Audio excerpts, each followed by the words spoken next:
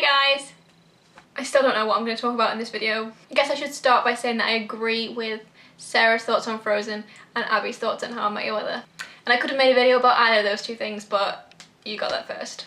So, do I have any news? My gymnastics blog hit 3,000 followers, so getting a bit too famous for you guys. The new series of Game of Thrones started this week. I really liked the first episode. I thought the Arya / the Hound stuff. I thought the Arya Hound stuff was really funny and good. I do have a problem with Game of Thrones though, and it's a problem that I had with the Harry Potter films a lot of the time, and I don't like the way that people choose to adapt a lot of things. Like I first noticed this with Game of Thrones last season at the Red Wedding, because the Red Wedding scene in the book is heartbreaking and so shocking and really surprising. That's the same thing. But it just completely comes out of nowhere and really changes the game, and I feel like the TV adaptation of it didn't get the same sense of impending doom.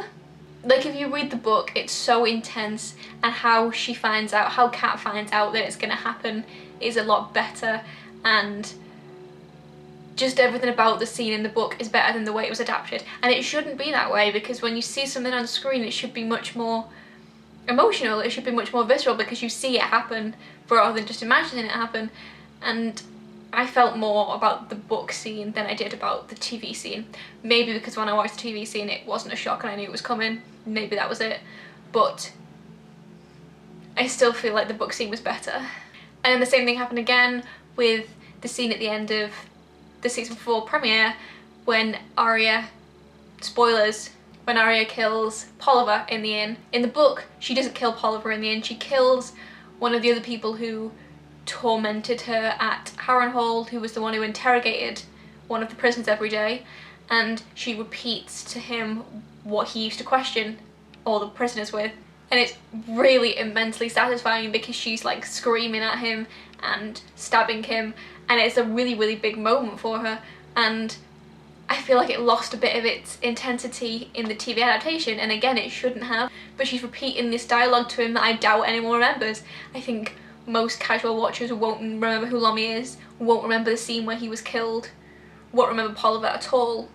And I feel like the show doesn't care about providing exposition for casual watchers anymore, which is fine for me because I know who Lomi is, and it's fine for people who dedicatedly watch the show but don't read the books. But for people like my mother, who still doesn't really know who the Night's Watch are, no offense mum, for casual watchers it's a really hard show to watch anyway because there are so many characters, but it's not paying enough attention to those viewers.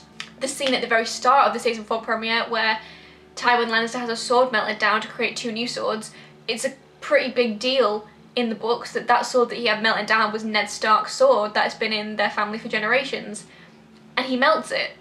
And in the TV adaptation of it, they don't even mention by name that it's Ned's sword. He just obliquely mentions that it's, oh, the sword of an enemy. It could be any enemy. They're enemies with everyone.